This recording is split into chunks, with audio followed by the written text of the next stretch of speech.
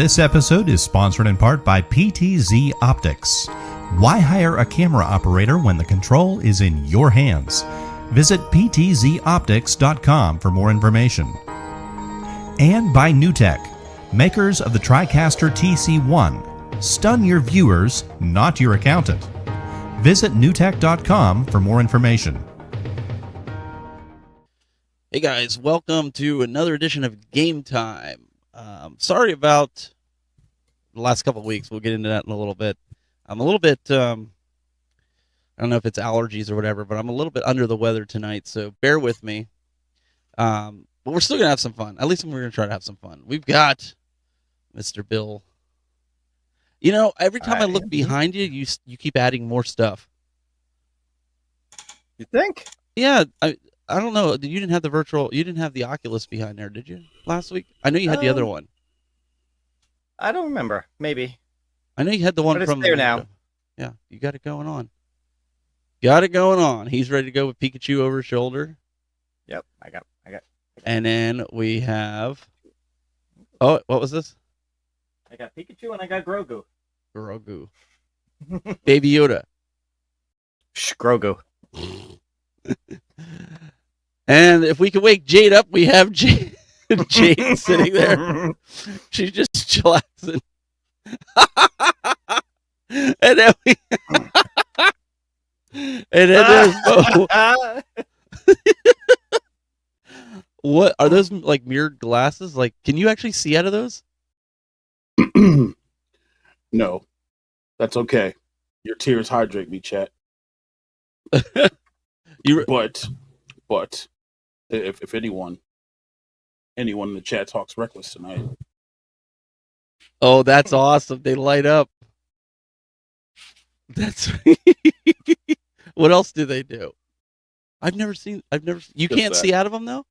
Nope, they're anime glasses. I was trying to get Jade to smile. God dang it! I put on the weave glasses and the freaking the kitty ears and stuff. You know what I mean? I was trying to make her smile. But yours is purple though. Hers is pink. So I think she's. I think she's know. jealous. Look at her. Look at her. She's almost there. She's half smiling. She's half smiling.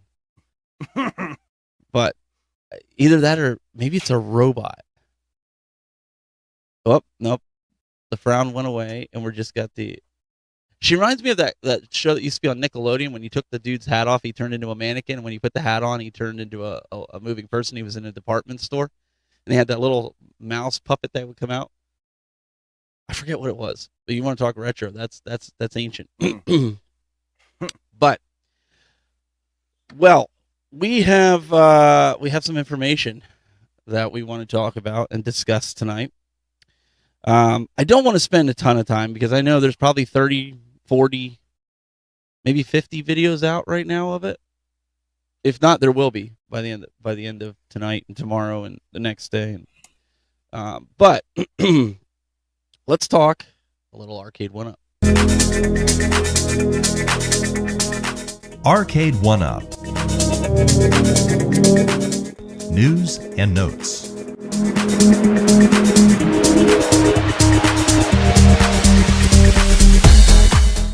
All right. So this past week, I don't know about you guys. I'll be honest, I didn't really watch it. I kind of skimmed through it. I thought it was very underwhelming, especially when I found out what the show premise was actually for with these 1-Up update shows. It was basically their PR way of reaching normal people. And I'll be quite honest, I don't know what normal people tune into a live show to watch a company who has a cult following in a community. The community is going to turn in and tune in, but I don't believe normal people are tuning into this show unless there's some data that I'm missing. But everybody in that chat room usually are the cult following of Arcade 1-Up. So my first question is, if they are marketing to regular consumers, they're doing it wrong. That's the first thing. The second thing I think is they're trolling, and we'll kind of get into that. What do you guys think? What do you think is going on with all this? Because I really don't Bill, do you think that they're actually trying to reach people? And this was their John's exact words were, this is not a community show. This is for us to market to other people. If that's the case, I don't think it's working yet. I mean, they've got the app, and they promote the show in there, basically like right before it happens, pretty much. I don't know. I'm with you. I think that the majority of people watching it are the same people who watch, all this kind of content. It's not anybody. And case in point, on the official Facebook group, somebody posted that last picture, right? With all the one we're going to talk about that, obviously, with all the cabs, and this is coming up. Mm-hmm. And several comments were, "Where did that come from? Where did you get that?" Mm-hmm. Well, and these are people in the Facebook group. If they're not even watching it, right? Then who is? Yeah, this is that said graphic that you're talking about, Bill. Am I off my rocker here, or is this truly is this meant for people that are not like us, that don't follow this company? No, it doesn't make any sense. It's not. To echo off of what Bill just said, literally, if you're gonna do a show mm-hmm. and nobody on Facebook's really seen it, but you're doing it on YouTube, I mean, it's easy enough just to simulcast and do a Facebook live stream at the same time to that group. Mm-hmm. You know what I mean? Like that makes sense. But if it's about new products and for new customers, then why have a segment where the existing fan base is the one asking questions? Why have an existing segment where they're trying to get the answers that they want to know about? Realistically, if I'm a casual individual, never heard of the company, or I'm just getting interested in the company, and I watch something like this, I'm like, well, this is confusing. You know what I mean? And mm-hmm. and don't get me wrong, dude, Travis, I love you. I love you to death, man. This isn't on Travis, no. I know, no, and that's what I'm saying. This has nothing to do with Travis. What I'm saying is like the last part, the slide, the Apple one more thing. Yeah, like, like that thing, and then spacing it out like 2 weeks. You know what I mean? With like something that might be misdirection. That's the part where I'm just kind of like, as a casual person, if I'm just seeing that, I'm like, well, then what did I just waste 30 to 40 minutes watching? You know what I mean? Mm-hmm. Like, what information did I really receive from this that is pertinent to me? You know what I mean? Like hardcores or whatever else, everybody in this community, yeah, they got what they wanted. They got what they needed. Yeah. There's like 17 videos or something already, whatever. But from my understanding too, they didn't bring up anything about Marvel vs. Capcom 2 or anything with the lobbies for Mortal Kombat. And supposedly the last episode, they said they were going to address that, but they were going to wait, and nothing. From what I saw, the frustration in the groups was they didn't mention anything about it. And I'm just being transparent. I didn't watch it, but maybe 5 minutes skipping around with it. That's about it. The whole purpose of the show was to officially announce the release of the deluxe cabs. Right. That's what I got from it. Which we already know they're out there. Best Buy had them a week before they did the show. Yeah. So, and then every other question that came up was half answers at best. Well, and Jayde, I know this is where I want to kind of get your opinion because of doing a lot of stuff with real arcades. When I look at this silhouette, first of all the colors match up to Fast and Furious. If you don't know that, if you think something else, well, that's on you. You're going to be setting yourself up for disappointment. Their stuff gets leaked out, but correct me if I'm wrong. But a lot of these cabinets are pretty standard that are in that silhouette. Like they could literally be cabinets that were launched already, correct? In their yes. standard form. Okay. The one that's the third over, if you look at it where the T is on product, that's the best. So I'm going to say third one from the left. To me, that looks like a Star Wars cabinet. When I look at my Star Wars cabinet to that, now I'm not saying they're announcing this, but there was rumors and there is rumors that there's going to be a Star Wars Deluxe that's coming at some point. They've already stated that there is going to be some remakes of cabinets coming out in that fashion. And your average gamer, he's in the chat room too. And I caught his video that he did the other day, and I have to agree with him. I think one of these is just like a standard Capcom silhouette. But Console Fanboy hit the nail on the head where it says new product release. It doesn't say releases. It doesn't say multiple cabinets. It doesn't say. I think the 20th is when we're finally going to get the leaked Fast and Furious, period. Yep. And they're just showing And that's it. There's no roadmap. Yeah. There's no nothing. We're getting Fast and the Furious. And I think somebody said it was already stateside. Pre-orders are going to go up, and you're going to get it by like July or something. I think it's the week of 4th of July. I think that's what some of the things we're saying. Agreed or disagree? Nope, I totally agree. And it's so funny too, because we're saying even in the Facebook group, somebody had posted this, and all of a sudden people are making speculation. Oh, it's going to be this cabin, this cabin, this cabin. You know, they're all listing 3 or 4 cabs. And I put a thing in there. I'm like, guys, temper your expectations.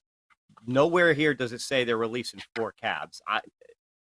They may talk about more than one, but if you're thinking we're going to hear about 4 cabs on the 20th, you're kind of fooling yourself. And I got blasted for that. People are like, oh, they wouldn't do that. You can't put this.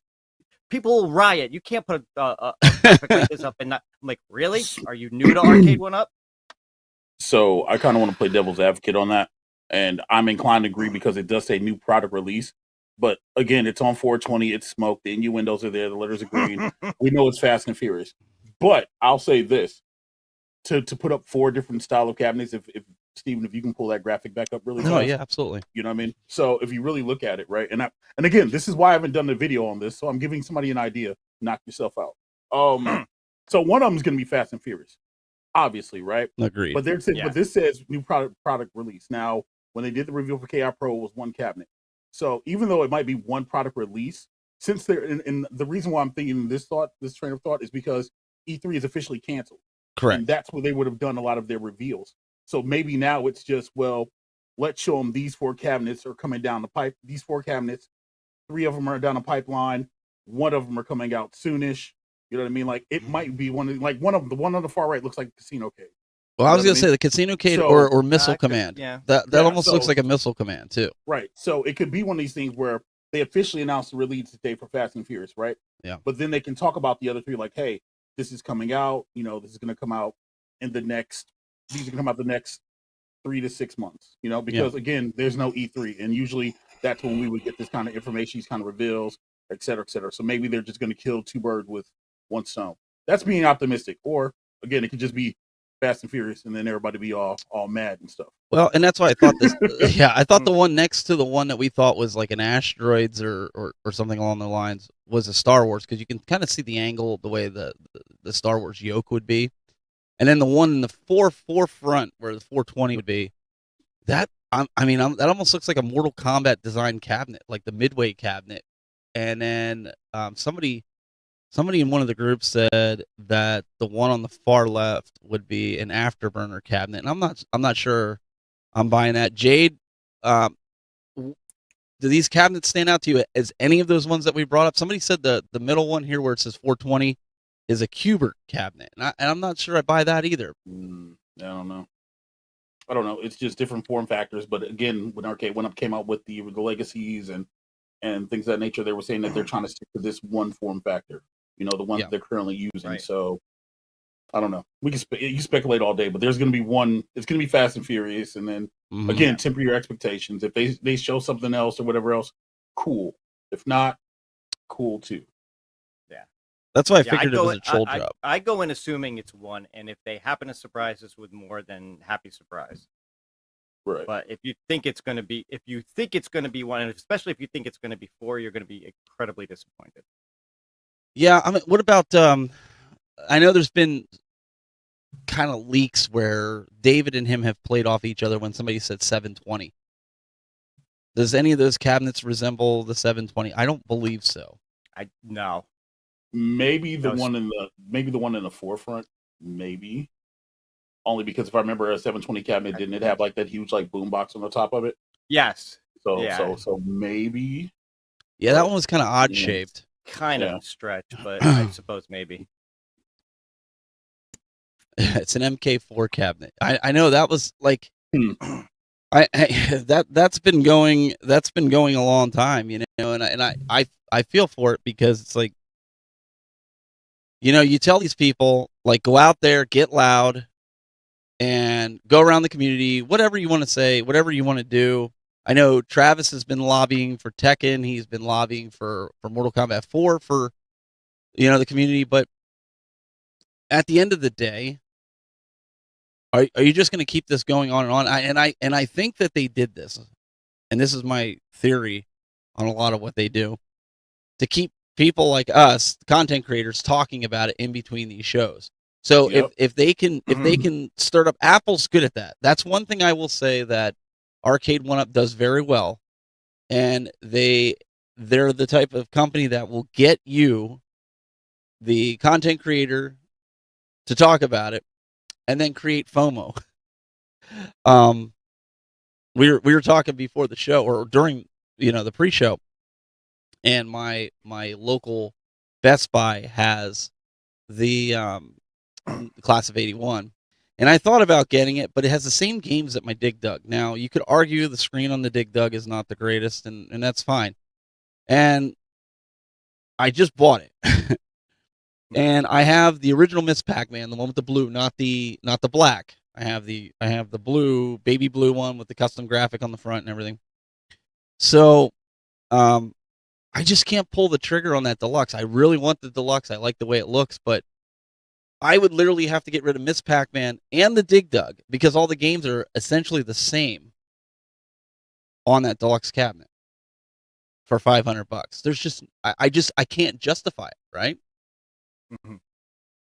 Now, Bill, you could probably, because you don't have either, so I mean it would make sense to you. No, of all the deluxe cabs that they've announced so far, Class of 81 is the one that's definitely on my radar. I'm just going to wait a few months and see. I'm not even going to say if, when it comes down in price. Yeah. And that's probably what Then I'll I would pick up. probably do it, because then I would just donate the other one. Not desperate for it right now. I don't know. But the one I do want the Fast and the Furious, and I think we're just gonna have to wait and see with that. But I do think there's a little bit of trolling, because, like I said, I think it's something where all of us, it's a way to get us talking about it and speculating. I mean, look how many videos came out where people were trying to figure out. Heck, Console Fanboy did a short where he actually put cabinets in its place with the exact, you know, location. So I don't know. I think it's one of those that it's just to get us talking, having a good time about it, but I'm not holding my breath on it. But I think we need to kind of go back a little bit, and I want to talk about this a little bit more, is what is their goal? They're doing the 1UP show. Wasn't there another show that they were supposed to be doing?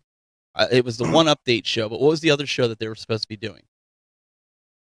It's that, I guess they call it that 1UP show. And the one on 420 is actually going to be the that 1UP show. It's not going to be the one that Travis does. It's not the 1Update. So It's not the 1Update one. It's the one that I guess maybe Justin. Justin Wong and John D. Yeah, I would guess they're the ones who normally do that show, right? I don't know. That's what I'm trying to figure out here. So we don't know who the new people are, because it used to be Justin and. Oh, that's right. It was Liv. Yeah. There, so yeah. It might be J-Lo. They got to change that name. I'm sorry. Every time I think of J-Lo, he ain't J-Lo. No. This whole D-Mac, J-Lo, John D, that it's got to go. You guys aren't cool. You know, you think you're cool, but you're not cool. You're like midlife crisis cool. So take it for what it's worth. See, so that again even brings more confusion, right? So you have the 1Update show, and then you have what did you say it was called? It's the it's that 1UP show. That 1UP show. And then the 1Update show. So the 1Update show is not for it's not for the hardcore, and the 1Update and that 1UP show.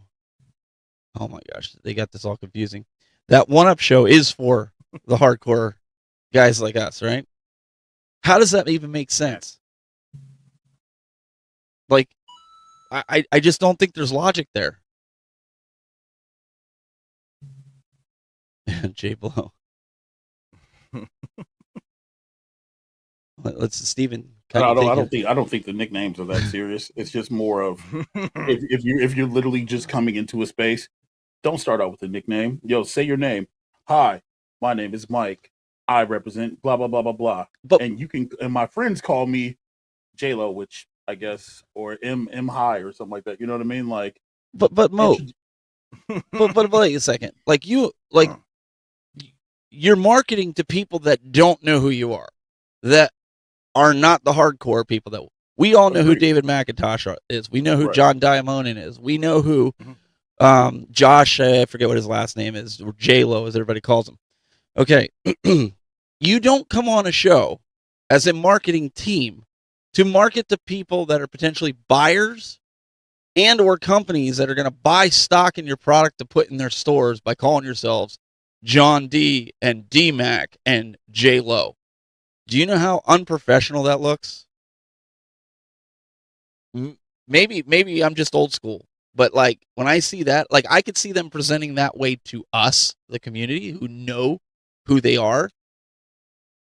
But I mean, like he's on there vaping like there's no tomorrow, and I'm like, well, I mean, but the thing is it supposed to be a professional show, or is it just be more casual and just? But if you're trying to get new customers and you're not marketing to say the community knows how he is.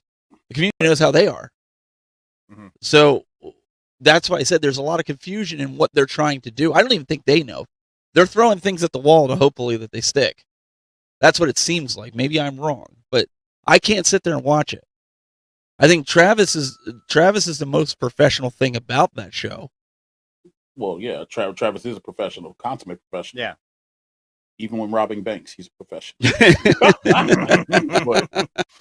but seriously, I mean, like it's, I guess maybe it's the more attempting to connect and be on a more welcoming vibe. I don't think a lot of people, or I don't think maybe they're looking at it that way, because it's a show that's supposed to bring in new customers and new casuals, but at the end of the day, their viewer and their base that are watching are the hardcores. You know what I mean? Like the people that are doing like 3-hour streams afterwards are the hardcores that are getting this information out there.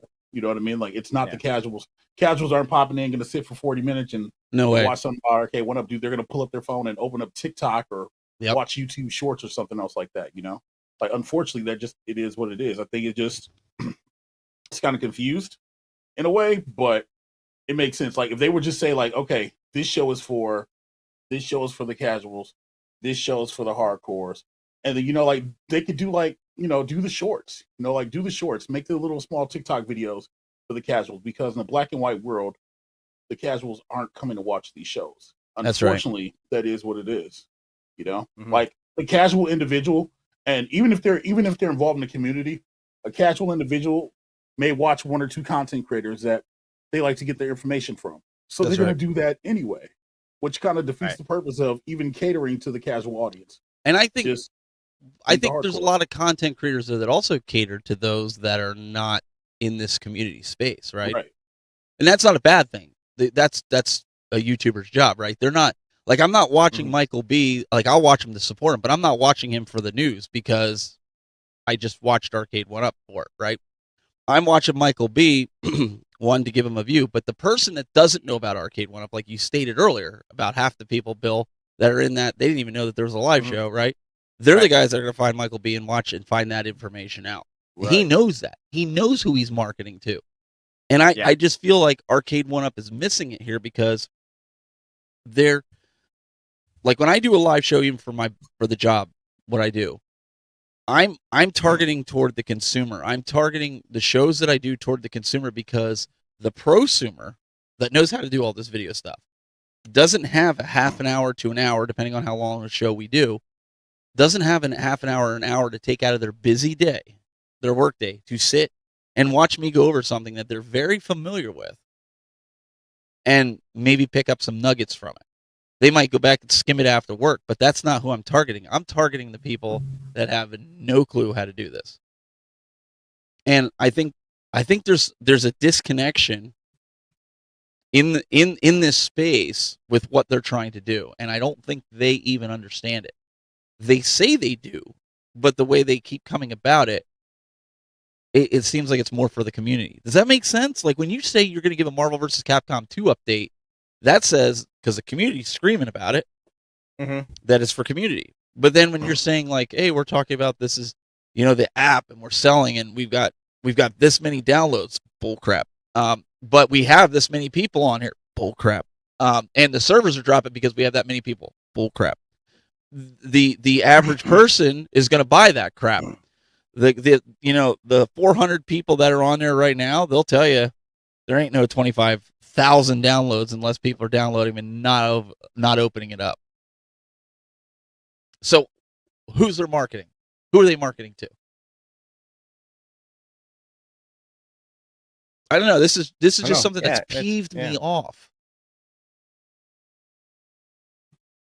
It all depends, like again, I think this is one of those things where like there needs to be like a think tank and like a focus group that sits down, watches one of these pilot episodes, and then they give feedback, and then watches clips from another episode and give feedback if they're really looking for like the casual audience, because nothing about that show was casual, honestly. I think that honestly, and I know I said it was funny before, but the most casual thing they did was have Cyrus and Nicole do like the freaking infomercial thing for the Legacy cabinet, where she looks like she doesn't. Those cabinets, where she looks like she doesn't want to be there. Yeah, seriously, like because okay, and they were cute. But that's the truth though, because it's like as a casual viewer, you can take that on, you can look at that and be like, oh, okay, I get it. This makes sense. All right, well, is this for me, et cetera, right? Whereas if I'm a casual person, right, and we'll use PC gaming for instance, right? If I'm a casual individual, I want to play Cyberpunk. I want to play it the bestest thing as possible, right?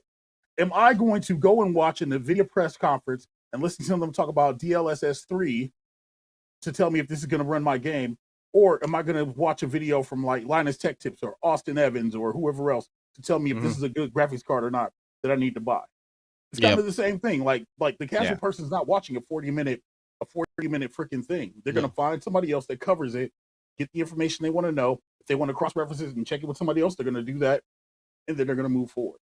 And I think that's the point. They're missing the message. The message is, if this is supposed to be casual, then do something fun do shorts. TikTok videos. Doesn't FX3, don't they do something like that? They have two marketing people that sit there and they do the show, and occasionally they'll have the engineer and stuff on to talk. I think you're 100% right. I think they should have Cyrus and what's her name go on there and do the show for 20 minutes and talk in everyday terminology. And don't do it live. Do it recorded, throw it out there. If you want to show up live and you want to answer questions in the chat room, 100%.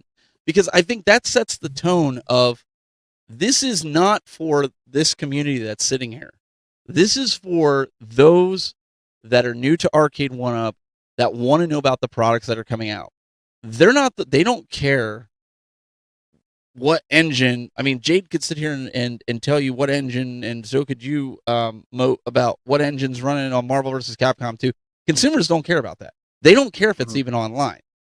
Right. They don't. And they're going to buy it because, well, it's Marvel vs. Capcom 2, or their kid is a Spider-Man fan, so they want something like that, and he likes fighting games, so they'll get him that instead of Mortal Kombat.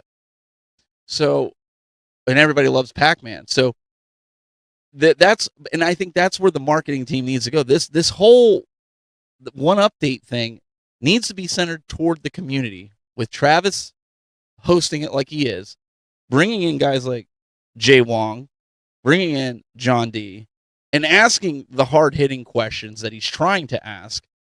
Get David McIntosh off of that, because all he's doing is spewing like rhetoric from marketing. That's it. Yeah, and if it's a community show, honestly, have a member from the community in every time you do the show as like a guest. If this is a community thing, make it about the community. You know what I mean? The most community thing that's happened so far on that one up day and on that one up show, whatever, dude, it's literally just the tournament that they threw. Literally, you know what I mean? And that's not putting myself over. That's just being honest, because it was community feedback, it was community interacting and engaging with each other. This one's like, it's like a lottery. Like, you type your questions into the chat, and hopefully your question gets answered. When you did Blitz, and you had one of the football players that was Chris Carter. Yeah. Okay, that was all focused around normal everyday stuff, if I remember correctly, right? It wasn't like we're going to get into all the technicalities of this game and stuff. No, it was you guys shooting the breeze about playing.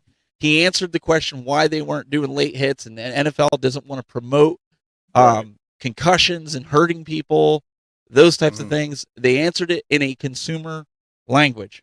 Okay, that was ideal. This whole thing that they're doing is confusing everybody, in my opinion. Yeah, I mean, it takes 2 seconds to set up a simulcast for YouTube and Facebook. Legitimately, it takes 2 seconds to set that up, and then you're off to the races. So, I don't know. Jade, do you have anything to add? You've been doing the weekend at Bernie's. That's what they're saying in the chat room. Either that, or they're convinced that we replaced you with a dummy. I mean, what community? This isn't a community. It's literally a dumpster fire. They're just being a reflection of this community, so-called. Okay? Look at what happens every time there's a show. You got a bunch of degenerates in there asking the same questions. I mean, what do you expect? Who's taking this company seriously? Like, what exactly are they, aside from a company that makes 3/4 scale toy arcades? Like, what is there to take so seriously? Well, like, I don't understand, and I don't understand, like, whatever, like, they're marketing to normies when, like, people are seeing their advertisements on Instagram and TikTok and wherever else. Like, that's where they do their marketing to normies. Like, as far as I'm concerned, this is just a pacifier for all the degenerates who are complaining and crying all the time and doing all this other stuff. Like, why should they care? Nobody in this space gives a crap. Everybody just wants to, shit on everything they do and complain about it. Then they get the next cab, and there's, something else. It's a toy arcade cab. It's not a coin op. It's a toy arcade cab. Like, so their marketing is for the community, as far as I'm concerned, is pretty trash. But you said that before too, because I've talked about that before. Yep. I've talked about their whole marketing schematic. Like, I just don't. I'm at the, like, there's nothing to take seriously about the company. Either you see something that's appealing and you want to buy it, and you know the risks you're taking when you go to do that, or well, and so that's why I asked. Know what to say. That's why I asked, because even with this app, they go on there and they say that there was 25,000 new downloads. I'm not buying it. I'm not. Even if there is 25,000 new downloads, you've sold over 3 million cabinets. So if you put that into a percentage, let's do some quick math. Is that, I think that's 0.125. You know what I'm saying? I mean, I'm kind of good with numbers. So, but, like, nobody cares. Right, like, that part. That part. Nobody cares. No one cares. The only people who apparently care are the people in this space. Well, and that's the whole point. You got to be more specific. It's not people in this space. It's the people that are in this space that need to make videos. When y'all sit and ask me, yo, Mo, why aren't you making a video about this? And when y'all ask me in Discord, what do y'all want me to talk about? Somebody else is going to talk about it already. Yeah, you know what I mean. Even the people that say that they don't like it do live streams and spend 2 hours to talk about it. Why? Because they need the content, they need the videos. Well, because people will watch. Like, yeah, exactly, because they know people will watch, and then people will super chat so they can get their questions asked. The haters need content too. Don't forget that. Oh, well, no doubt. Well, let's take a look at my thumbnail for today, right? If I didn't put one up in the thumbnail, and I put something else of one of the other stories that we have on here for Pokemon, right? If I put that in the thumbnail, a lot of you guys wouldn't have showed up. because you had no interest in it, and that's fine. Your interest is in arcade 1-up, but that's our point. I like Pokemon. You gotta get that on a chain and hang it around like Logan Paul there. Logan Paul, yeah, no, I'm good.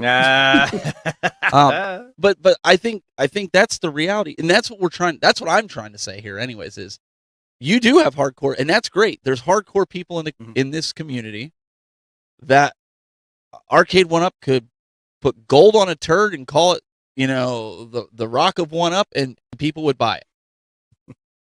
I'm just being real here. And then there's people here like us and a bunch of others that would honestly say, like, we buy it because we like it. We're not giving into the FOMO. We're not giving into whatever it is that they're putting out. I mean, I just don't know how many times and how many ways you could say, hey, the sticks are a little bit better, the buttons suck. Hey, the marquee's decent, the screen is this. Like, nothing's changing unless they're making these drastic changes, and this is what you're getting in the door with for like $500-$600. You're not spending $1,000 on a cabinet. Right. This is why I stopped making videos about this stuff, because I get so freaking tired of hearing, oh, this company's better. Oh, that company's better. Oh, my mini box is better than your mini box. Who cares, bro? You're buying stuff. Nobody's sitting there saying, hey, buy something so you can have a discussion about it or whatever else. Like, we're talking about it now because it's in the thumbnail, but realistically speaking, bro, nobody cares. You're gonna nobody cares. That's it. No. Like, come on, man. No, and I wanted to comment on it today because Bill was like, can we kind of comment on this today? Oh, so this is Bill's fault. It's my fault. No, it's yeah, sure, blame me.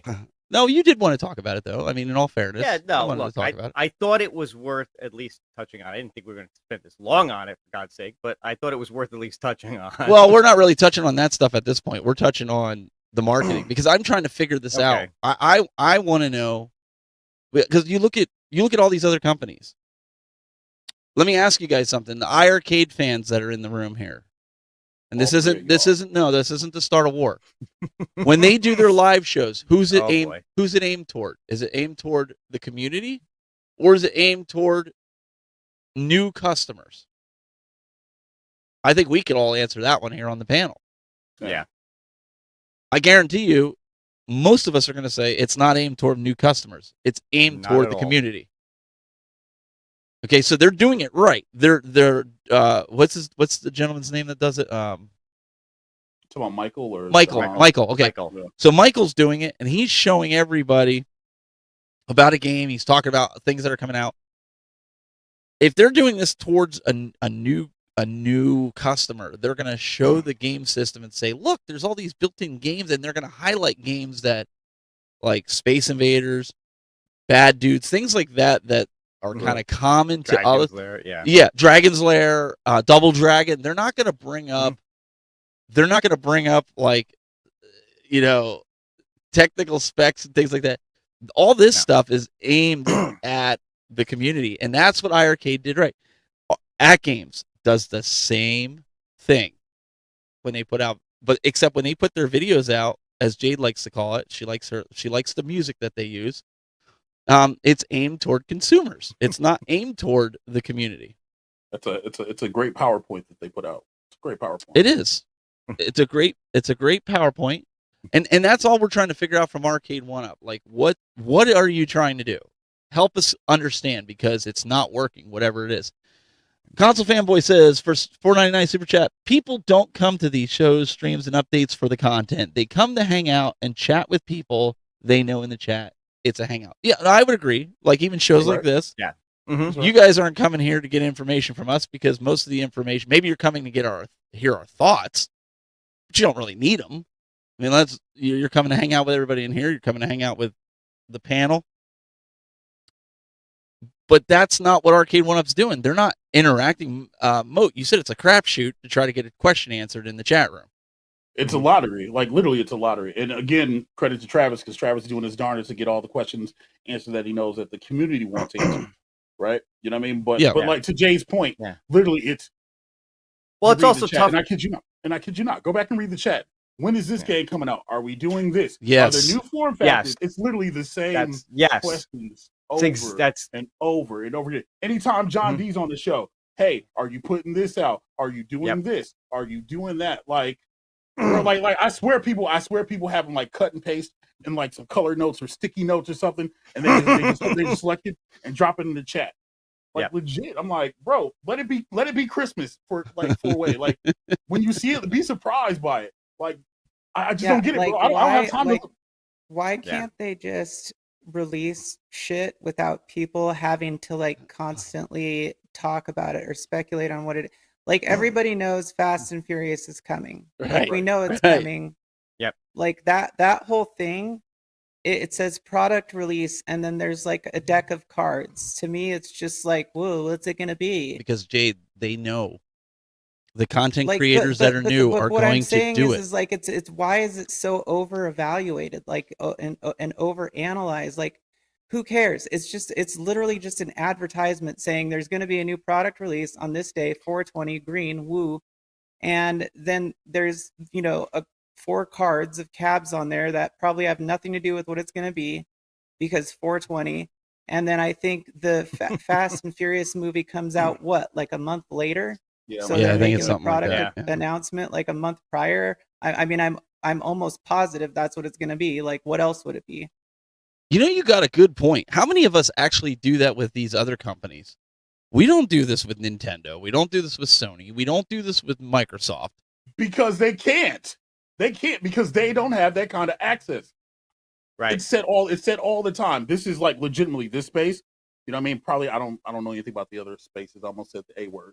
But the other company that has 5 letters, whatever, right? But this company in this space, in the home arcade space, is literally the most interactive that companies are engaging with the communities. You know what I mean? Like when you hear the dumb talks about NDAs and all this other crap, people are in the NDAs from Sony, Microsoft, Nintendo, Apple, freaking Samsung, LG, et cetera, et cetera. And you don't hear any of that crap. They do their press conferences, people watch, that's the end of it. Yep. People watch it in the home arcade community, they watch stuff, and it's a pissing contest right afterward. Yep. Or it's a pissing contest where like, man, this, not this, man, I'm not getting this version of Pac-Man, man, what? So, get your beeper. no, I'm not cussing today. No. But you know what, though? It's old. Legitimately, it's old. Like, it is old. You know what I'm saying? Like, dude, I don't have to cover it because Mike B, P-Dubs, Biggie D, first cat on it, you know what I'm saying, before video even comes out, you know what I mean? Like, maybe Cornercade, whoever else, right? All these cats are going to cover this stuff. So, for me, there's no need to cover it. You know what I mean? Like, but because they know, and Arcade One Up smart, because they know it's free real estate. Free like advertising. It's free marketing. Yep. Bro, like, it's not even grassroots anymore. This is going to come out.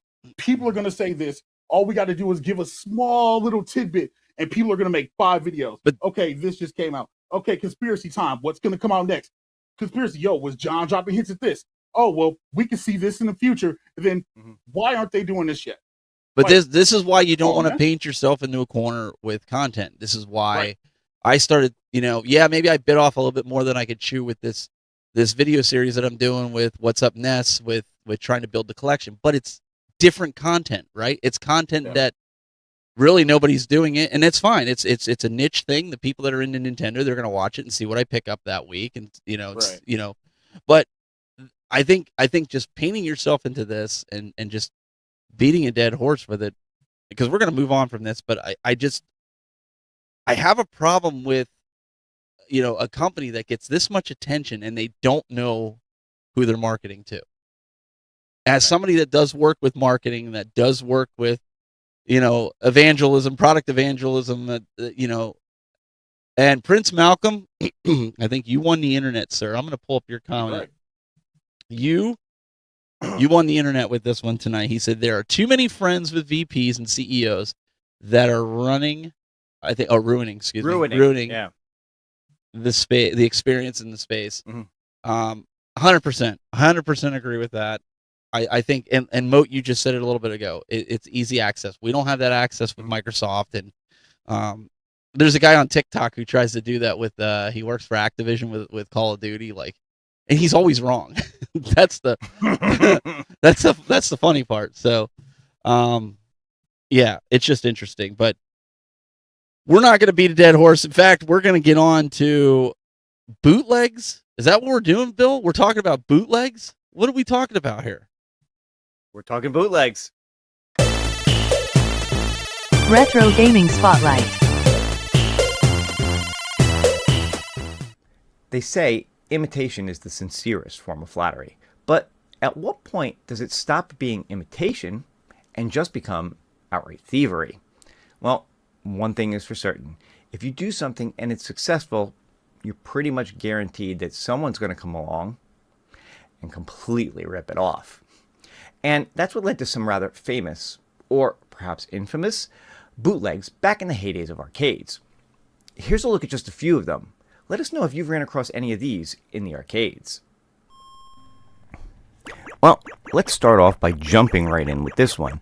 This is Crazy Kong, a Donkey Kong clone that was created by Falcon in 1981. And while overall it plays very similar to the original Donkey Kong game, there are some subtle differences, such as you can see here in the color palette.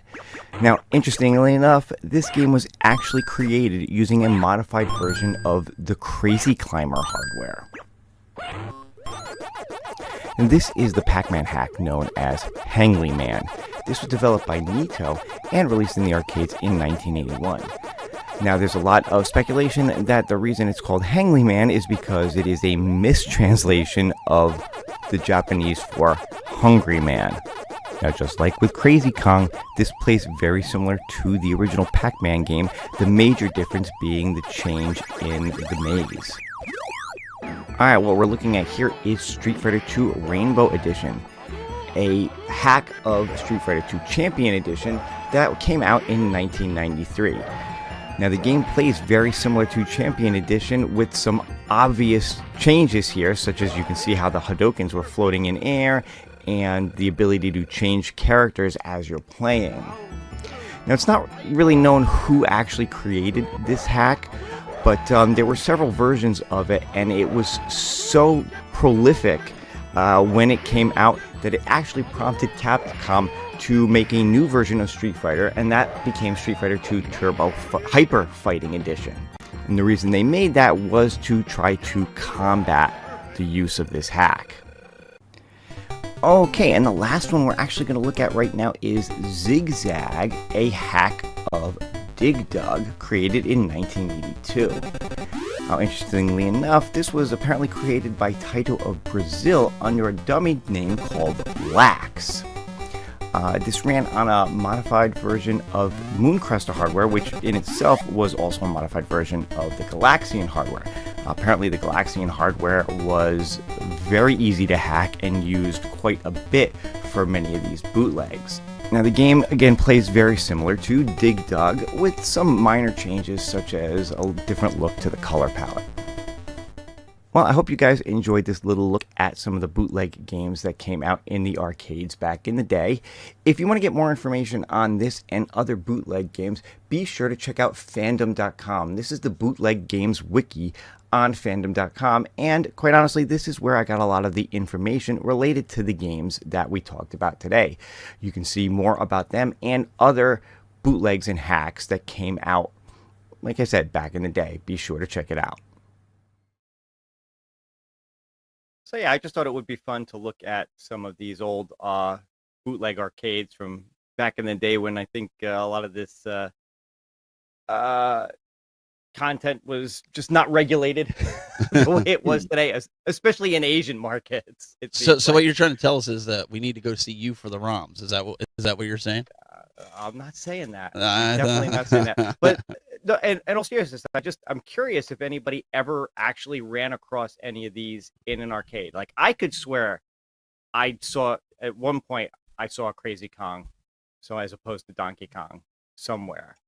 Isn't there like back in the day, a Christmas Kong too? Because I remember seeing that but it's an unofficial Donkey Kong where Donkey Kong's wearing a Santa hat and like snow falls and different things like that. Is there? Because I remember seeing that. There is something. Yeah, I don't remember if that was ever actually like a bootleg arcade game or if that was like a bootleg ROM of Donkey Kong. Something like that. But there's actually several hacked ROMs of Donkey Kong. I'll have to pull up my Data East. My mom got me for Christmas, or she brought it after Christmas, but it's a little console. It looks like a Sega Genesis controller. I mean, it's got games. There's Christmas games on there. I'd never seen Christmas games before in my life, like that. like you're Santa Claus and you got to deliver the packages, and it almost looks like it's like a Legend of Zelda 1 style, right? Where you're walking around and I'm like, I never seen this game before. Like, these got to be bootlegs. But it was actually on there. Oh, there's also a Halloween Donkey Kong, Alfred's saying in the chat room. That's quite interesting. We're gonna have to look into that. So I have been so some of you guys were asking beforehand if I was gonna do a game night. We're planning on doing a game night this Saturday. The last 2 Saturdays, originally we weren't gonna stream it because my kids weren't gonna be home, but we ended up getting some bad storms, lost power. Okay. Lost it only for about 5 hours. Last Saturday, we got hit with a storm. I lost power at 1 p.m. and I didn't get it back for 26 hours. I got it back at 3:30 in the afternoon on Sunday. That was not fun because I have a well and I have septic. So, yeah, no water, no flushing, no showers, no nothing. So that was that. Last night, I was supposed to host Outrun the Neon Sun for Dan. Dan is on vacation this week. He asked me, he said, hey, would you come on with my guys and host Outrun the Neon Sun this week? I was like, yeah, I'll do it. Well, Monday I messaged him. I'm like, dude, they cranked up our severe threat. And I think you and I were talking about it. You got some severe weather that came through you. I mean, we're talking tornadoes were supposed to be coming. Yeah. Wow. And I was just like, Dan, I'm like, I don't want to hype up your audience and then, not be able to be there. So he just ended up canceling. So I want to apologize to the Outrun the Neon Sun family. You guys, look, I won't run my equipment if they're calling for severe storms. I've got too much invested in this. I'm not going to run it, even though they're on battery backups. Bad things can happen. So it wasn't really worth the time. But it was something that I was looking forward to it. But I want to give you guys a little sneak peek here because Jayde's got a segment here too. We're going to get into. I picked this up today because I was off today. This is just a little sneak peek at the stack of games that I picked up today. But one of which I want to show this one. This isn't the Bible Adventure. I did find that one, but this one is a rare game. Loose, it's worth like $60 some. I got it for $32, and it's from what everybody's been telling me. I don't even know if it's Master something. Somebody help me out in the chat, but it's rumor is like these types of cartridges with the way they designed them, they weren't like officially licensed ones. These were kind of rare. So I walked into the one store and I was like, oh, it's sitting right there. So next week we're gonna have a video on all my pickups for that and some of the gameplay with that. But I'm very close to 100 carts now. Oh my god. I'm getting there. That escalated quick. Oh, they created a monster with this, like literally, like I'm going in, I'm like, oh, I need that one. I still need. Oh, they have that one. Oh, it's that cheap. So, this is actually a fun journey. I'm having a good time with it. My question to everybody is, what if I can manage to get even 90% done with this? What would you guys think that I should go for a complete set as a second console? What would you? Well, what would you do? You just picked up that Sega Master System, and I'm still getting games for it. So there's that Master System. Anybody in the chat room? Oh, Master Chew and the Drunkard Hugh is what it's called. I don't know. Didn't play it yet, but what do you guys think? What about N64, Sega Genesis, SNES? Roderick Griffin, he says in the chat room, he says SNES. And I met this guy. That's a lot of games.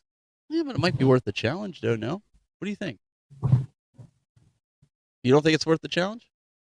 Oh, anything's worth the challenge. Because by the end of the show, Bill, I feel like Super Nintendo had definitely like a high game count compared to even a lot of others. Yeah, OG Xbox is cheap. Bill, by the end of the show, because Bill got something this week. Bill shared with me, and I said, "I'm spoil the surprise, are you?" That's okay. Do you not want to talk about? Do you want to wait for a video? No, you can. No, it's okay. You can talk about it. Okay, so Bill got some. Oh, I'm going to let you tell it, but Bill got something, and I figured by the end of the show, Bill's going to start getting a collection with it. I think. I've already started. He did. All right. So what did you got? What did you get? And because last we talked, you only had one. Right. All right. So here's the thing. My boss at work, who knows that this is what something that I do, and that I'm into the retro games or whatever. He was at his mom's place. He was cleaning out a closet, and he wound up finding his old NES. It was just sitting there on the bottom of the closet. He says, "It's been sitting here. I don't even know how long. I don't know if it works. Whatever." It had one game with it, Arkanoid. He says, "Do you want it?" I said, "Sure, I'll check it out." Let me tell you, this thing looked like it must have been in a time capsule, because other than like wiping a little, dust off it, it was like pristine. I plugged this thing in, I put the game in, boom, it fired right up. So now I got an NES.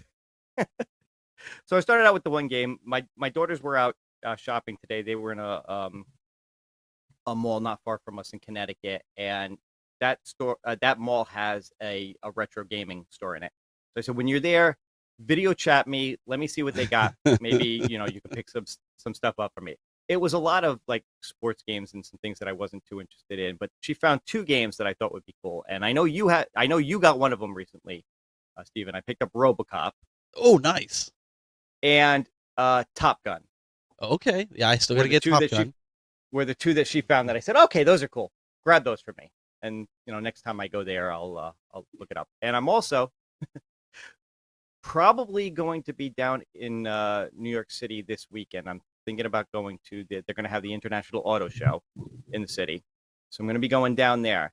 And I was looking up, and down, if anybody knows the city, down near like the Chinatown area and whatever, there's a lot. I was looking it up. There's a bunch of like retro game stores down there too. So I think I'm gonna take the subway down from there and go check those places out too, see if I can find anything.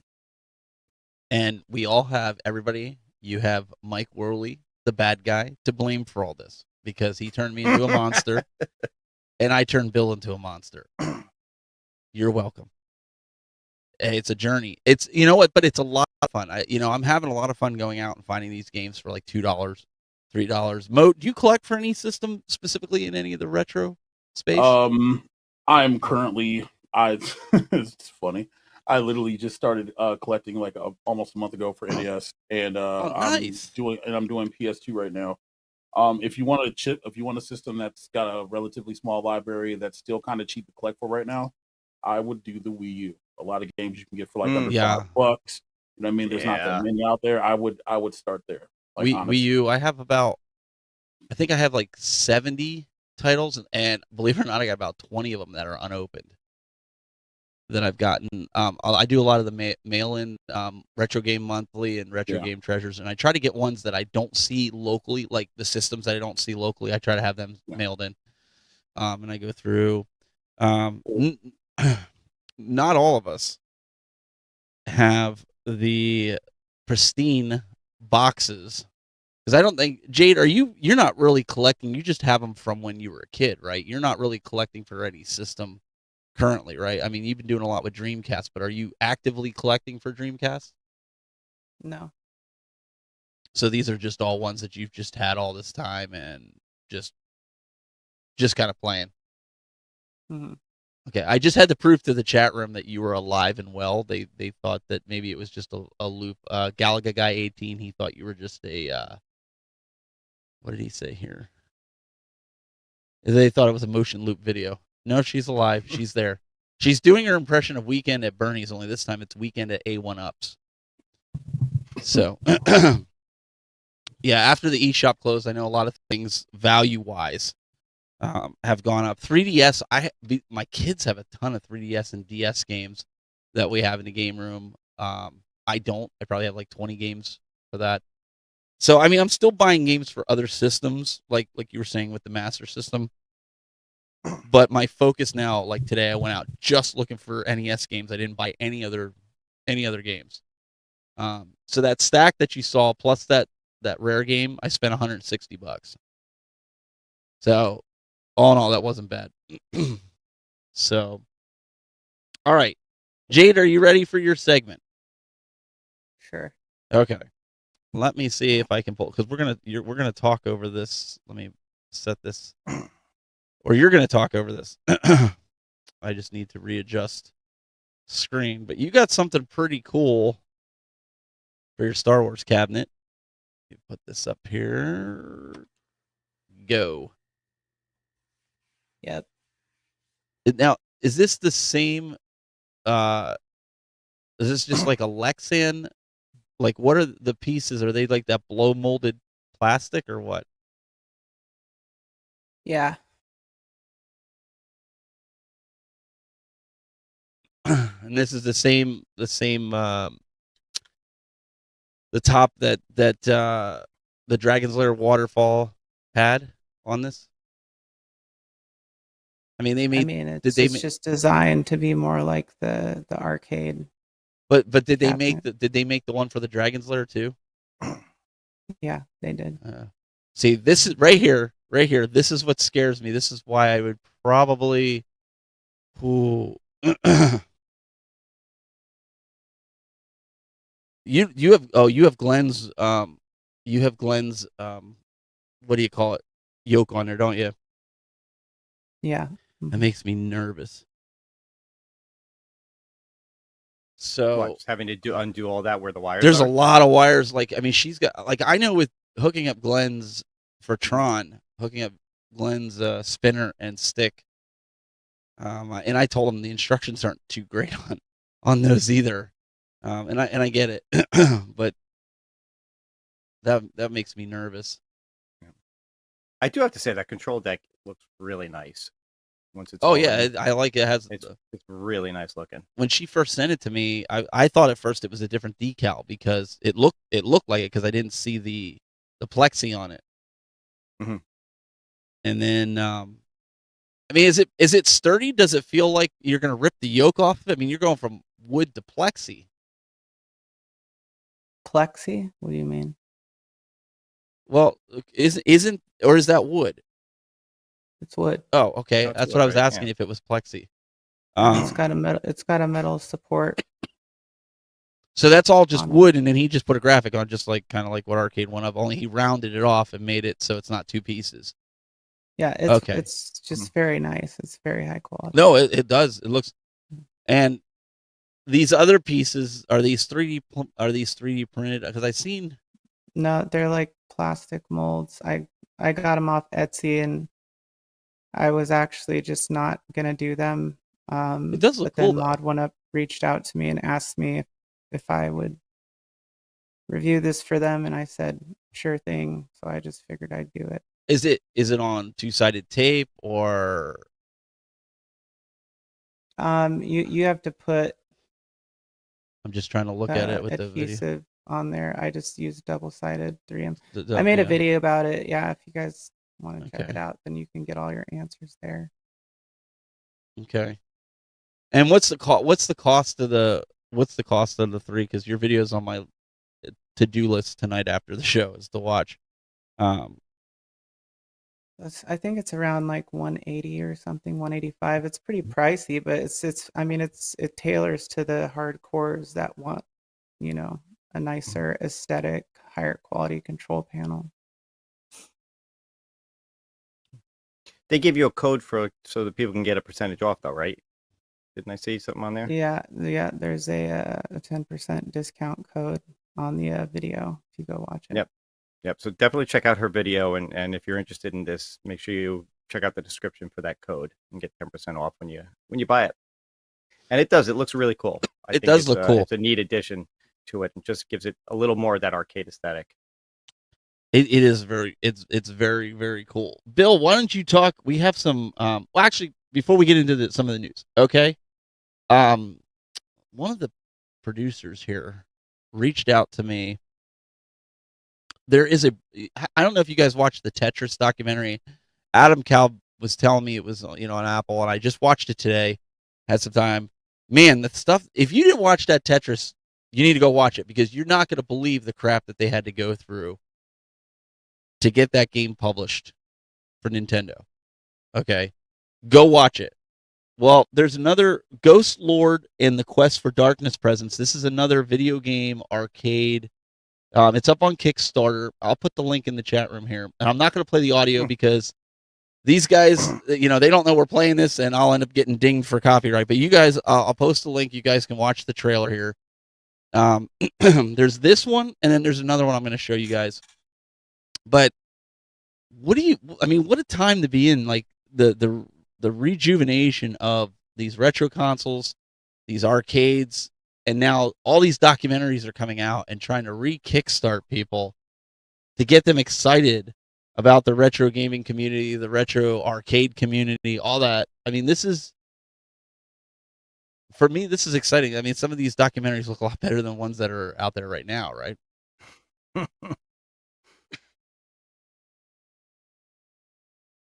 This looks interesting. Yeah, I would love to see the Tetris one. I don't have Apple TV, so.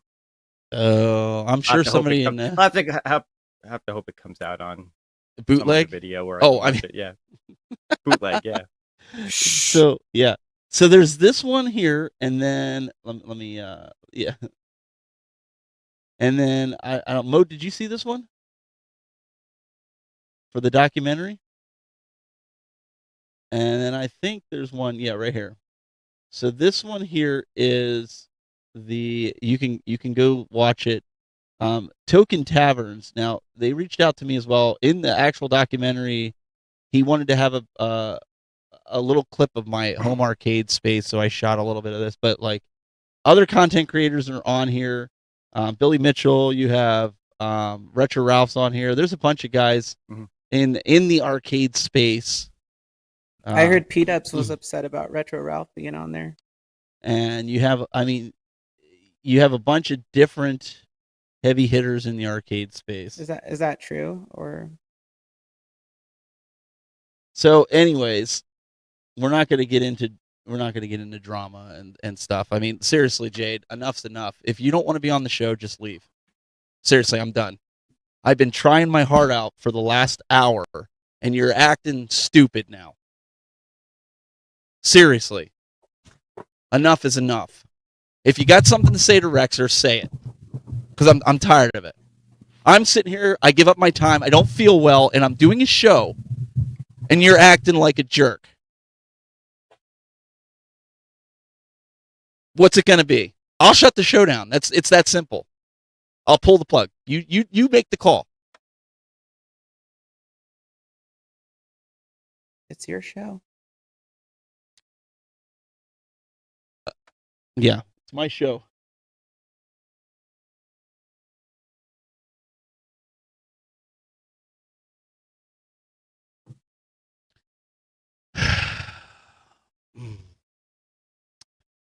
Sorry, guys. I have no patience right now. We're not going to sit here and we're trying to do a show. We're trying to add content. We're trying to do this. And if she doesn't want to be a part, I'm sorry. I'm not going to sit here and start up drama and I'm not dealing with it. I'm just not. I'm not doing it. This is just ridiculous. This is unnecessary. You know, this is the problem. This is what she's saying in this community. This is the problem. You've got people out there who are too scared. They got to get on their soapbox. They do a video, and they attack other content creators.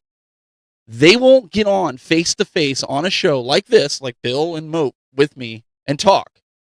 They will attack the person until they get into a mood like that, and then they come on and totally derail a show. And this is what happens. Because these content creators let it get in their head. Enough is enough. I don't even want to hear it anymore. Listen, I don't care who it is out there. You got a problem with me? You got a problem with anybody here? Come to me. Don't do a video. Come to me. Because enough is enough. I'm 43 years old. If you can't come to me man to man, shut your mouth. If you can't come to a grown woman like that, shut your mouth. Don't do a video. Enough is enough. Grow up. Stop being gatekeepers.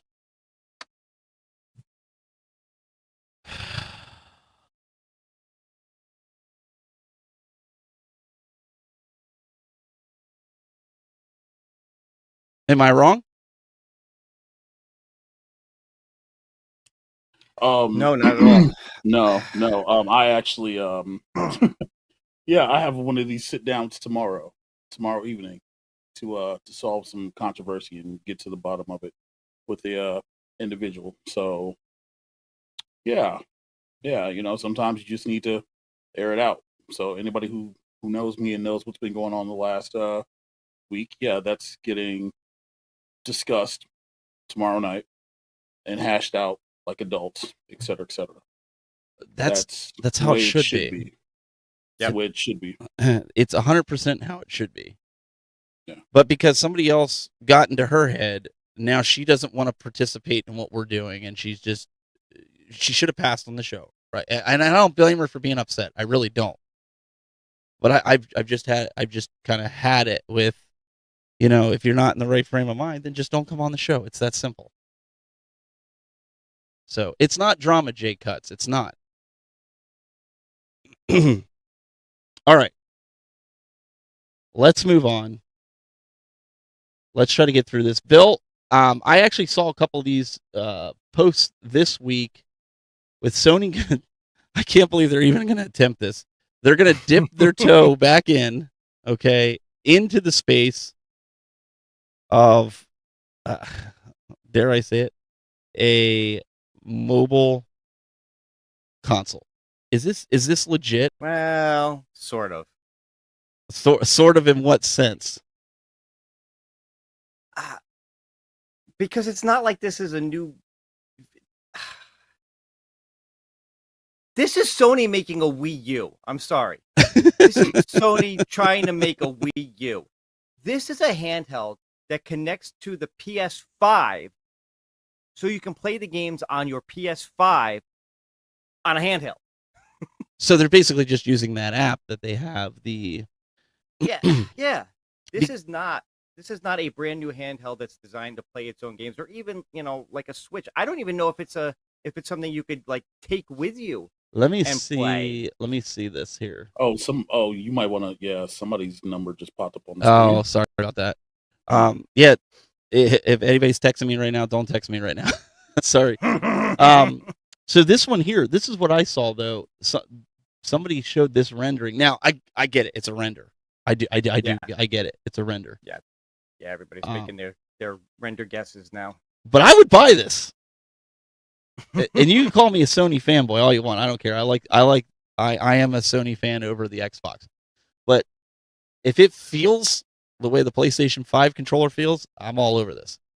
Because I think that's the biggest issue that I have with these portables today. Now I don't have the Steam Deck, but the Switch is without a case on it. Like I have one of those Beat 'em Ups makes those. Well, he works with a company. It makes the cases, right, with the ergonomic backs that come out. That feels comfortable. This, like the Switch without a case on it, I have a hard time playing it. It just feels like you're holding like a piece of cardboard, like some. Maybe I'm wrong. I like to have some meat in my hands with the controllers. I just feel like I'm going to snap it. But this actually looks pretty good. But if it's you can do this with the Vita. Why would they need to make a separate console to do this? Because everybody and their mom doesn't have a Vita anymore. And well, no, true. It gives you an opportunity to make a new device, make a butt ton of money because everybody's going to want it because it's PlayStation. Even if it is just remote play only, it's still remote play. So it's not like anybody has to really invest in any software or anything else of that nature. I mean, essentially, Sony's going to try to outcloud the Logitech G Cloud. So, it's a thing, and why not? We're going to buy it. I mean, let's not act like we're not going to buy it. We're going to buy it. Well, it all depends on the price, right? I mean, if we end up with something that's like $400, $400. I don't want to do $400. That's what it's going to be, $300 or $400 if they do something. You know that. Yeah, probably. $350. Well, supposedly, I mean, this is a real thing. They're already in like QA for it. Yeah. So this is coming, and you're probably going to see it. I'm sure they're going to do it direct right around the time that E3 would have been. That's when you will see this. Right. And I'm hoping it's like a 1440p screen because I think the Vita is a 720p OLED. Yeah. I'd have to go grab my Vita and go look at it. Yeah. But yeah, like 1440p, handheld on the go. You can use your full library.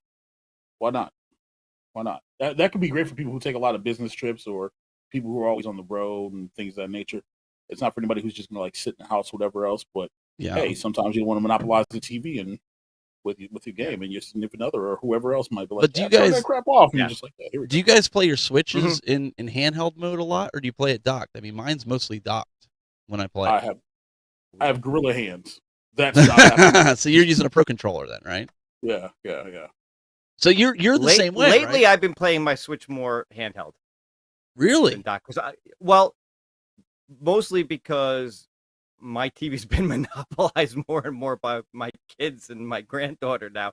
So, and I don't have the arcade games behind me anymore. So when I'm working and I need a 5-minute break, I can pick up the Switch and just play something on it real quick. And I've been enjoying a lot of like the Game Boy and the GBA games on it, which, face it, they were handheld games anyway. So Right. I've been playing it more and more like that lately. Yeah, I think it'll be interesting. I sometimes I'll play it in handheld mode, but most of the time it's docked because I have a hardwired and my non-OLED Switch, which I only had it for like a year before I got the OLED. I put it in the other room so like we could play like party games with it, the Switch Sports and stuff. Because there's a lot more. I don't have the HVAC in the other room, so I have a lot higher of a ceiling. But Matt Asher's gaming in the chat room. He says, I play Switch like my son does it. He'll play it. He says I play Switch exclusively in handheld. MG says like if you travel. Endless One Up. I know he does a lot with the Steam Deck. Paul Bear says I'm old. I always play my Switch docked. Yeah, I mean that's. I guess I'm to the point where I'm borderline where I need like bifocals because my vision. I can't see far, so my vision. If they increase that, I can't, like if I take my contacts out, I can see pixels up close. But with my contacts in, it's blurry if I get in close. So I have to kind of hold stuff like I feel like grandpa, like, yeah, I gotta look at but that's the reality of it. Don't laugh. I'm already there. These are progressive lenses. No, but that's where I'm at though. I'm I've always had bad eyes. So with contacts, I can't see a distance, but I can. So when they increase that vision, I need it for archery. She's like, well, I could back it off. I'm like, no. So that's the problem I have with handhelds. So you have the opposite, where it's like you got big hands, you need the controller. Where I need that too. But I mean, I can't hold it close for some of these. Like my son will play Fortnite on there, and I'm like, how are you seeing the guy on that? Like, I have to have it up on a 4K screen. I see the guy, he's like this big, and he's right there. I'm like, how do you see that? Yeah, I mean, well, like I said, that's why. Go ahead. No, I was just gonna say that's what you use something like a Split Pad Pro for, Oh yeah. And, I play Pokemon. Okay. I mean, I play Pokemon like that, but I mean, it's just exclusively, mainly, it's just the TV, But I mean, that's only going to take advantage of the OLED screen. But yeah, they can switch it. You just use it on the main screen. That's literally what it is. For Sony, this is a good idea. Yeah, you were going to say, Bill. Yeah. I'm sorry. No, I was just going to say that's cool. I said that's why I said I've been mostly playing a lot of like the Game Boy and Game Boy Advance games on there, which were designed for smaller screens anyway, so they actually look blown up a little bit on the Switch. You start playing some of these newer games where the lettering is like that on it. No, I need it. I can't read that crap. That's how I am. So what's I'll be honest. I've been out of the loop. I have been game hunting all day. What's going on here? What is this with Nintendo? There actually really isn't a lot of information yet beside this announcement of them combining with this other company to form Nintendo Systems. Now, what this is actually going to be, still waiting to see. I mean, this DNA did a lot of, I think, a lot of their mobile games. So whether this is just, continuing into the mobile initiative or whether it's more, back-end stuff that they're going to be working on, not totally sure. It was just, an announcement that they made. Yes. Mo, do you know anything? Have you read anything? I just read this article, but it still doesn't make much sense to me. But have you seen anything on this? Well, if I remember, didn't DNA worked on the initial Switch, if I remember correctly. But no, I didn't see that article, so this is all news to me. So I'm taking it in just like everybody else. So, Bill, what is the hope of, what's the hope that they're trying to do? Because this has been something that they've done since, I think the article says something like since 2015 or something like that. They've been doing but what is the hope around this? Is this just for the sequel, the new Zelda? I mean, what is it? Is it for? I don't really think it has anything to do with that. Like I said, this company was heavily involved in, some of their mobile games like Mario Kart and Tour and all of that kind of stuff. And supposedly they're working on some infrastructure stuff. I don't know. Maybe it's something that will help, beef up some of their online initiatives. I don't know. Like I said, there's beyond the fact that they just announced that they're working together and making this, like I said, whatever Nintendo systems actually means, there really wasn't much of anything.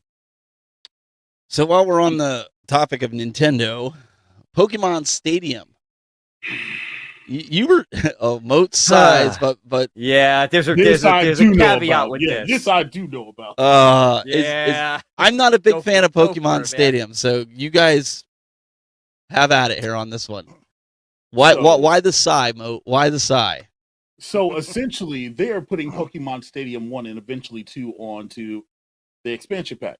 Cool, awesome. You on the family plan, $80, great, right? You can play the mini games. You can play through the gym leaders and everything else.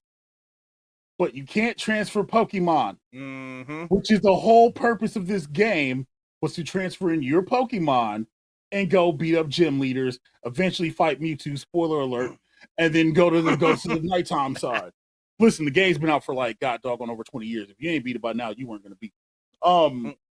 That's what they're saying in the chat room. That was a letdown. That's what they're saying in the chat room. like who wants to yes, okay, it's cool. You can do who's the best with 4-player. You can do 2v2 battles and everything else. That's awesome. But who wants to play with rental Pokemon? Legitimately, like in Austin John Plays already has a video out, and it came out like 2 months ago, where they show that there is an ability to bring in, if they would just sell the freaking red, blue, and yellow, or gold and silver and crystal on the eShop, and literally just let you bring them in and then transfer the games over via Pokemon Home or something, it'd be great. Yep. The fact that there was hope when they made the Pokemon announcement and the Japanese trailer, it didn't say that, but then now they've just debunked all that and it's still rental Pokemon only. What's the point? To play video games? I want to play mini games, dude. We'll play Mario Party. Right, exactly. We'll play Mario Party 1 or 2. And I love Pokemon Stadium.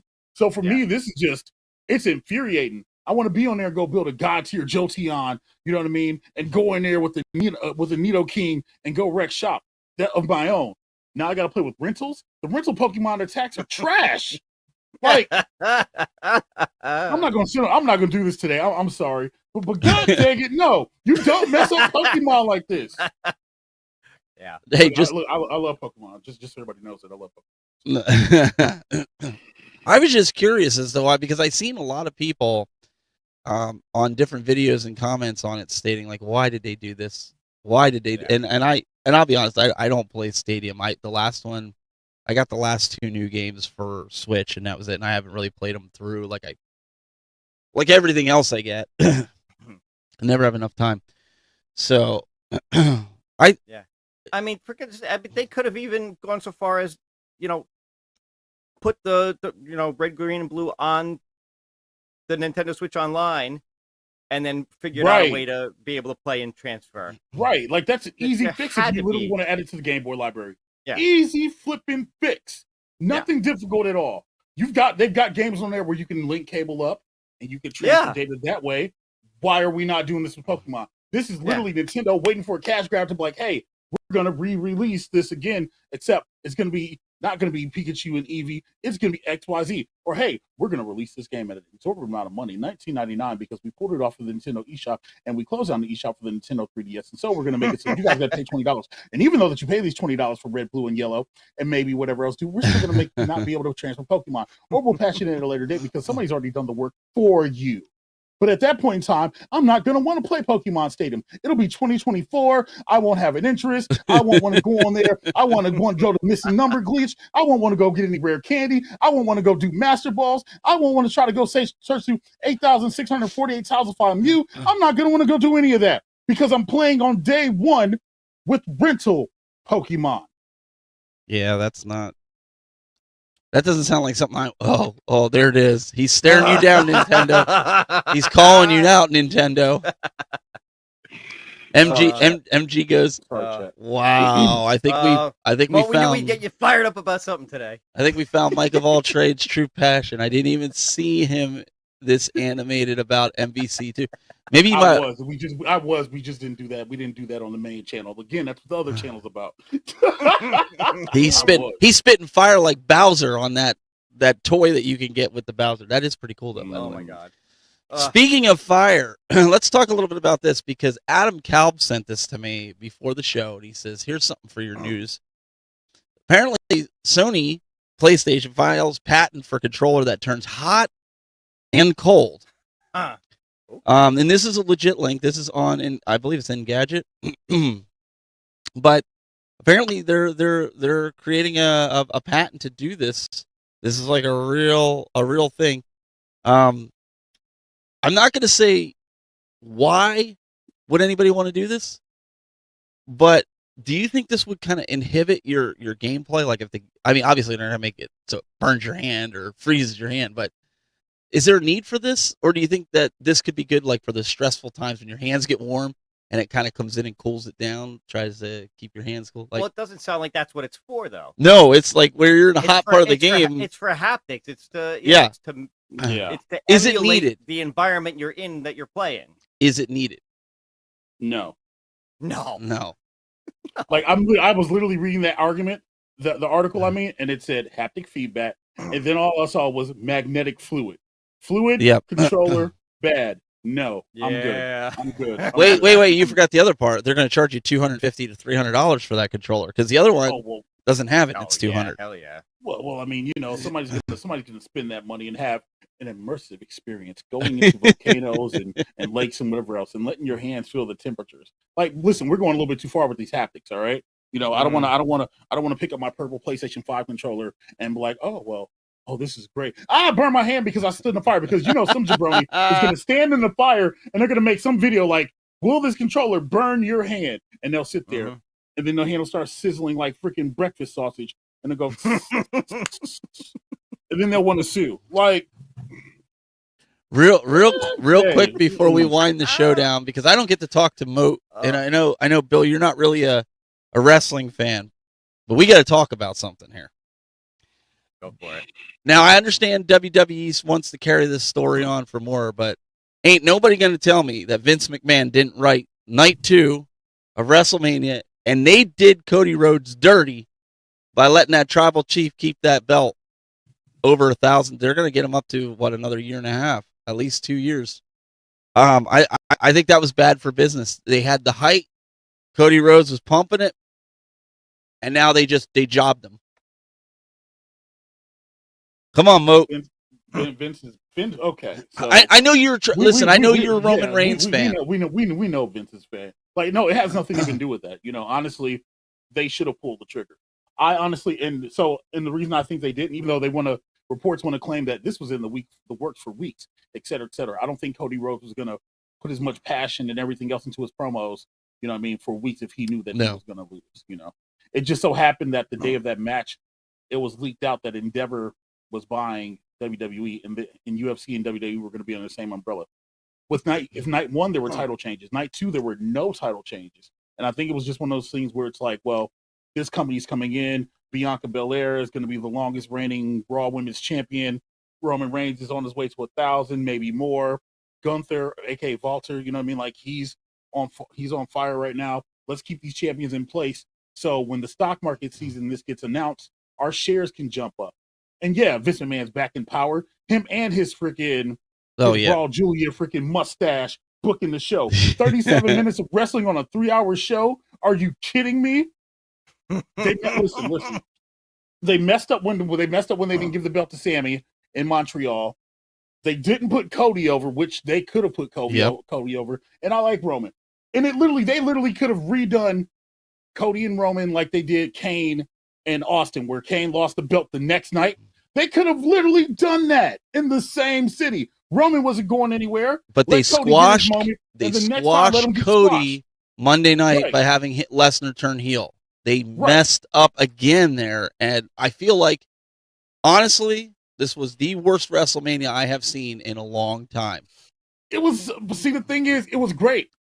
Night 1 was amazing. Night 2, for all things considered, was pretty good until we got. I didn't see Night 1. I didn't have power. Oh, Night 1 is amazing. You should, but if you get a moment, go back and watch Night 1, and you're gonna be like, yeah, this is ridiculous. Like the best entrance of the night was Dominic Mysterio, and then Rey Mysterio. Literally the best entrance out of both. I agreed with Bianca keeping the belt, and I agreed with what's his name with the Intercontinental title? Yeah, Gunther. He should have kept it too, but Roman could have lost. Yeah, if not for anything, to split the belts to give split the them. That's right. Show something to go after. They should have had Vince come out, split them, or somebody come out, split them, and then Cody pins them, gets one of the belts, and they go on their merry way, and he could still stay Universal Champion. I don't know. Yeah, I just feel like I wanted to bring that up right now because it's still bugging me. If you pay attention, they're booking Cody like 2012 John Cena, and I hate the ideology that the babyface needs to go through some kind of turmoil and all this tragedy to when they finally get their moment, it's celebrated. It's like Shawn Michaels at WrestleMania when he comes down the boyhood dream after everything he went through. Right? Oh, that's right. You didn't watch WrestleMania Night 1. No, I didn't see it. Go watch Logan Paul's entrance. Oh dear God, I can't stand that guy. Boy. Just okay. Just YouTube it. But yeah, I know, guys. A lot of you guys aren't wrestling fans in the chat room, and I know. Sorry, Bill, but I did want to get Moat's. Actually, the chat was kind of into it, so I wanted to get Moat's thoughts on it because it's been bugging the crap out of me, and Steven, it's been that kind of night. It's been that kind of night. I wanted to kind of go for it. Live up. So one other thing I want to do, I want to see if anybody. I don't know. Did you guys ever hear of Stone Age Gamer? Yeah, I used to watch him. So I just recently found out this store is like 35 minutes from my house for Stone Age Gamer. So I'm thinking about my wife and myself going to go tomorrow and check it out, see what it's all about, and I'm going to film it. If anybody's interested, I'll put up a quick YouTube video, because like I've gotten stuff from Stone Age Gamer, but I guess I just never put 2 and 2 together that they're right here in Salem, Ohio, which is literally 35 minutes from me. So I might go check out their store tomorrow. They open at 10 o'clock, and go check it out. Would that be interesting to any of you guys to see like a little tour if I took like a camera and maybe I don't know. I don't know if people find that interesting. Yeah. I'm interested in the export external ODE for for 49 or 4 easy payments, interest-free payments of $87.49. Yeah, the 3DO. I have the 3DO. This is my 3DO right here in the front. I have this exact 3DO. I think Glenn has this one. And I've never seen that one. But I like my 3DO. Yeah, Lang's Chris in the chat room, he says, throw up a video. Always watch. All right, cool. All right, guys, on that note, let's say our farewells. And Moat, you have any tournaments coming up because it's Easter weekend? I'm assuming nothing going on. Just I got next Friday night. That's it. That's all you guys get from me this week until we do Back Alley Survivor, probably the most creative show on Monday nights that you'll get to watch. This week we're going to be doing a little bit of bracketeering, and then the Extra Life charity stream is on the 16th. So yeah, that's about it. And every time I want to put a video out on the channel, I just throw it away because I can't. I'm sorry. On the main channel, I'm sorry. You're missing content. You want content from Mike? Go watch Moat Plays. I'm sorry. I'm sorry. I need to change it to Moat Plays on your lower third. I'm still same thing, same channel, just different vibes. You want entertaining random stuff where you get to watch literally stuff. Watch that channel. If you want home arcade or maybe some tech stuff once in a while, yeah, stay on the main channel. But again, it's just we're having fun. So for me, that's what's about now. Content creation is about having fun. If I'm not having fun, I don't want to do it. Well, and I think that's where game time kind of falls into we all have our own interests, right? But I think being able to come along that we all have joint interests. I know, Bill, you have Funko Pops and stuff like that. there might be a time where you're like, dude, I just found this incredible Funko Pop, and most like, dude, I like Funko Pops. I could care less, but you might have the community that's like, hey, I love Funko Pops. Let me see. Like them. So I think having something like that on here is not necessarily like we have to talk about video games 24/7, right? Just Right. let's have fun. Let's everybody come together and kind of do that. Bill, anything from you this week?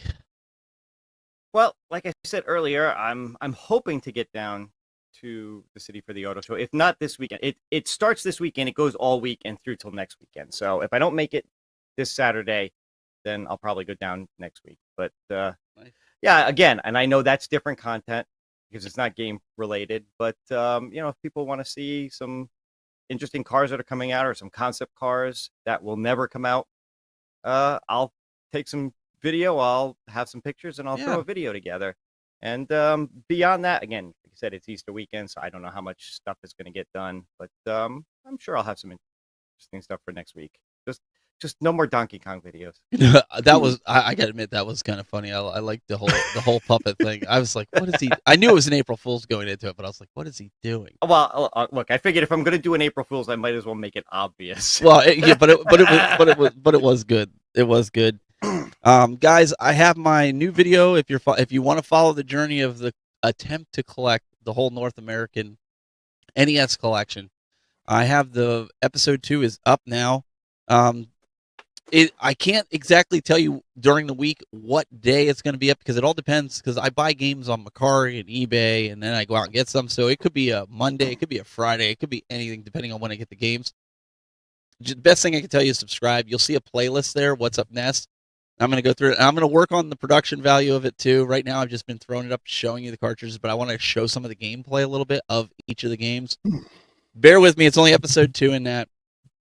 And again, guys, I apologize for the outburst earlier, but you can only take so much sometimes. And Really, I again, and don't take it out on Jayde because she's just not her fault. She had a bad experience, and I just felt like for where we're all at right now, it's just best that she just not do the rest of the show and we'll just move on. So no drama, no trauma. Mm-hmm. Hopefully she'll be back next week if she decides she doesn't want to. I mean, I can't force her, but right now that's where it's at. So don't start rumor mills and anything like that. There's nothing.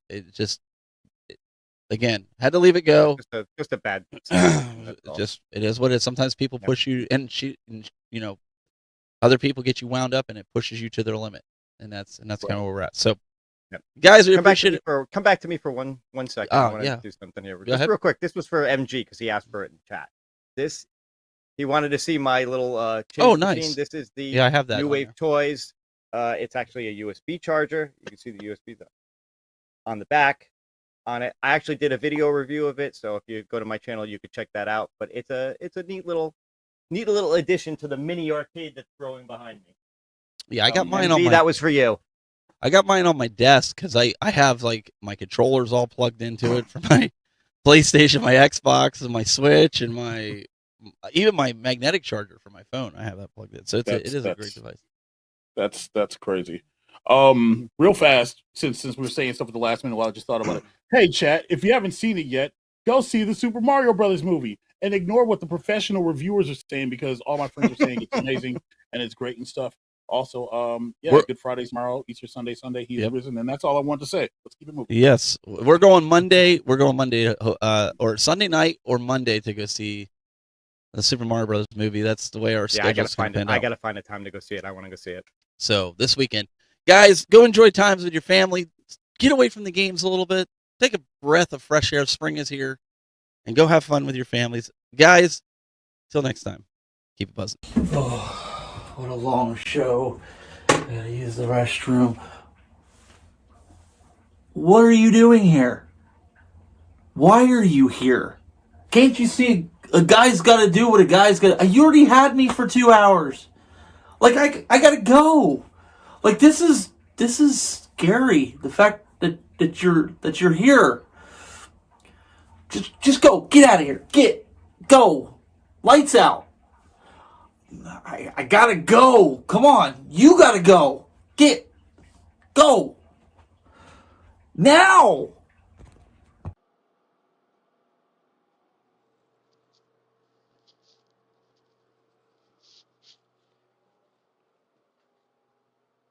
You're still here?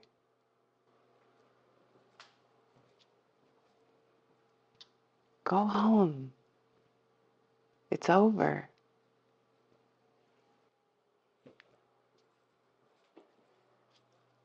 Go.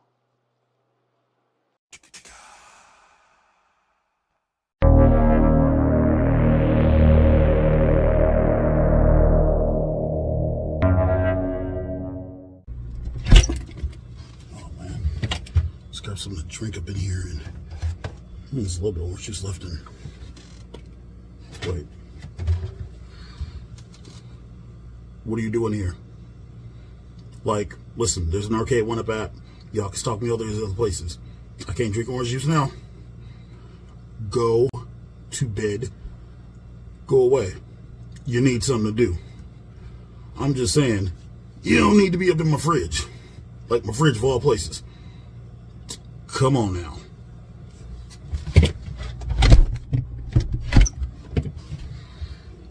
Seriously. No, seriously. Go. Like, this kind of stuff that gets you reported around here.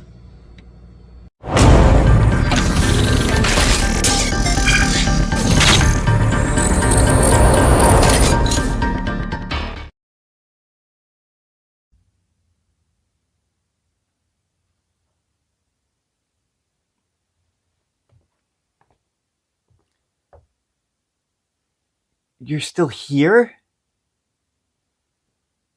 It's over. Go home. Go.